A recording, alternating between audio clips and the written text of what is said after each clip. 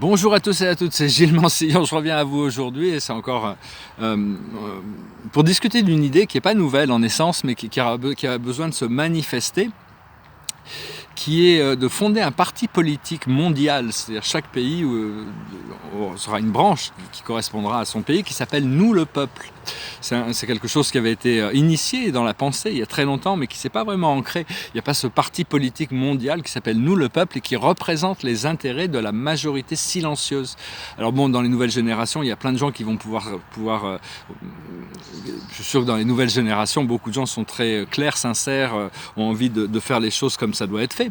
Et enfin, moi, je suis assez platonicien, c'est-à-dire quand même, il faut la responsabilité de la gouvernance doit être donnée à celui qui a le plus de sagesse. Et les réflexions doivent être faites entre ceux qui ont le plus réfléchi, étudié les choses, quand même réfléchi sur les choses pour arriver à. Mais enfin bon, c'est une idée, c'est quelque chose qui va peut-être se concrétiser dans le futur. On verra comment ça se développe, mais je pense que partout, les peuples ont envie de se réveiller, d'être représentés, d'avoir une représentation qui leur permette de trouver un système de fonctionnement grâce à des gens qui ont de la sagesse administrative, qui ne sont pas toujours dans le pouvoir personnel nécessairement, mais enfin bon, le pouvoir, ça fait partie de qui nous sommes. Il doit être exercé avec amour et avec lucidité surtout, c'est surtout ça.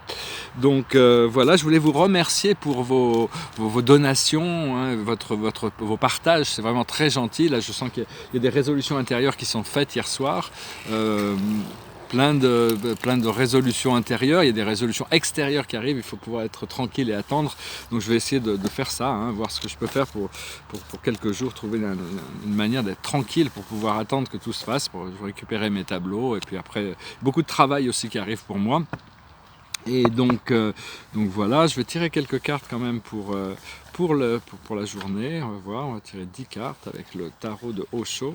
Alors la situation, c'est de se libérer des fardeaux.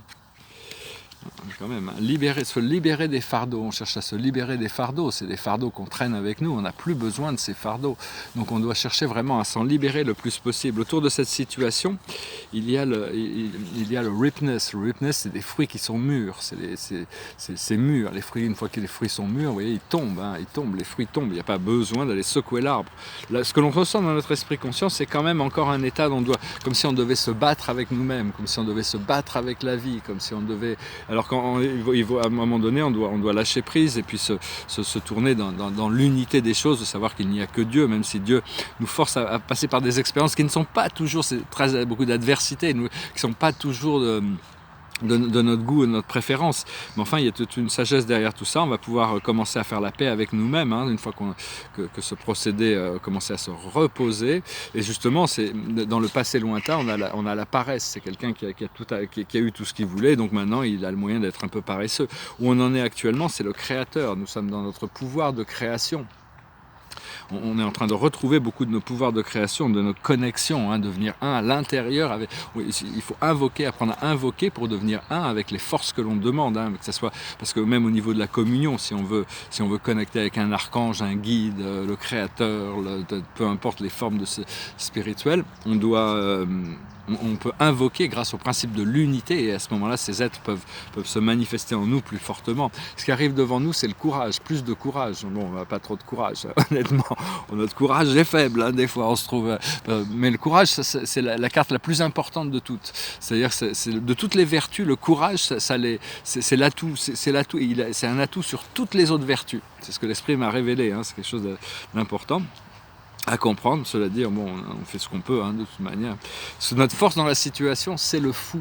C'est celui qui n'a plus de peur. Il n'y a que les fous qui n'ont pas de peur. Donc c'est quelqu'un qui peut marcher sur le précipice sans avoir peur. Alors quel est le tigre de la peur? C'est l'isolation. On a peur d'être isolé, enfermé dans un mur de glace. Comment faire notre saut dans le futur? On le fait à travers le silence, la paix, la méditation. À quoi le tigre de la peur ressemble? À la culpabilité. On veut lâcher prise sur ces culpabilités, même si on a fait des erreurs, on doit pouvoir se pardonner à soi-même. Et l'aboutissant, c'est l'ordinaire. Notre cœur va nous amener à l'ordinaire, à pouvoir apprécier l'ordinaire, la nature, ici, une très belle nature.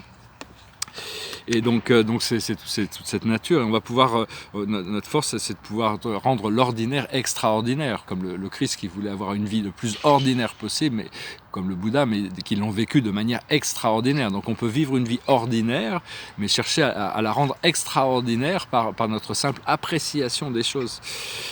Ce qui vient du monde extérieur, c'est au-delà de l'illusion. C'est au-delà de l'illusion, c'est des forces, c'est le réveil, c'est la carte du jugement. Et donc il y a toutes ces forces qui se réveillent, un nouveau départ qui se présente. Ce qui vient du monde de nos émotions internes, nos peurs et nos craintes, c'est la comparaison, c'est le bambou et le chêne. On ne peut pas comparer, elles sont toutes des natures très très différentes. Et des fois, on doit avoir l'expérience d'extrême, de situations extrêmes. Et l'aboutissant, c'est l'amertume. On ne peut pas en rester là quand même, mais l'amertume, il faut la sentir, mais il ne faut pas s'y accrocher.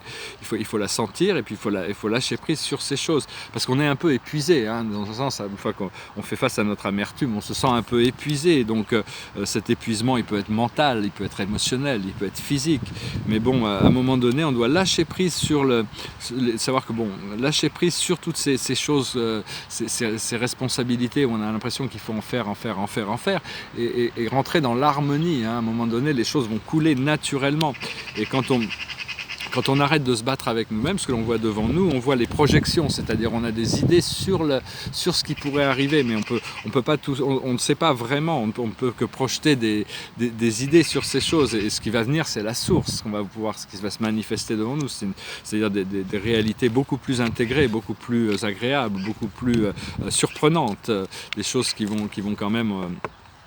On doit vraiment se décider de choisir que la volonté de Dieu soit faite, pas la mienne, de toute manière. Donc voilà, j'espère que vous avez trouvé cette vidéo intéressante. Je pensais chanter cette chanson, je pense que c'était un peu c'est pas un clin d'œil humoristique, mais c'est une chanson assez humoristique, mais enfin qui est quand même assez profonde. C'est une chanson française, je vais la chanter aussi dans ma vidéo anglaise. Ça s'appelle l'Auvergnat. Elle est à toi cette chanson, toi l'Auvergnat qui sans façon m'a donné 4 bouts de bois quand dans ma vie il faisait froid. Toi qui m'as donné du feu quand les croquantes et les croquants, tous les gens bien intentionnés m'avaient fermé la porte au nez. Ce n'était rien qu'un peu de bois, mais il m'avait chauffé le corps, et dans mon âme il brûle encore, à la manière d'un feu de joie. Toi l'Auvergnat, quand tu mourras, quand le croque-mort t'emportera, qu'il te conduise à travers ciel, ô Père éternel. Elle est à toi cette chanson, toi l'étais-ce qui sans façon m'a donné 4 bouts de pain quand dans ma vie il faisait faim. Toi qui m'as ouvri ta huche quand les croquantes et les croquants, tous les gens bien intentionnés s'amusaient à me voir jeûner. Ce n'était rien qu'un peu de pain, mais il m'avait chauffé le corps, et dans mon âme il brûle encore, à la manière d'un grand festin. Toi l'hôtesse, quand tu mourras, quand le croque-mort t'emportera, qu'il te conduise à travers ciel, ô Père éternel. Elle est à toi cette chanson, toi l'étranger qui sans façon d'un air malheureux m'a souri lorsque les gendarmes m'ont pris. Toi qui n'as pas applaudi quand les croquantes et les croquants, tous les gens bien intentionnés riaient de me voir emmener. Ce n'était rien qu'un peu de miel, mais il m'avait chauffé le corps, et dans mon âme il brûle encore, à la manière d'un grand soleil. Toi l'étranger, quand tu mourras, quand le croque-mort t'emportera, qu'il te conduise à travers ciel, ô Père éternel. Voilà, c'est assez marrant, je pensais que cette chanson me traînait dans la tête et donc j'ai pensé que c'était important, c'était marrant de la faire. Donc voilà, on se prépare vraiment pour toutes ces résolutions. J'espère que j'attends, là, j'attends vraiment. L'esprit me dit qu'il y a des nouvelles surprenantes qui vont arriver, donc je peux pas même pas m'y préparer, quoi. C'est juste d'attendre que je suis prêt de toute manière. Donc voilà, hein. Je vous remercie, je vous salue et puis je vous dis à très bientôt avec des bonnes nouvelles. Namasté.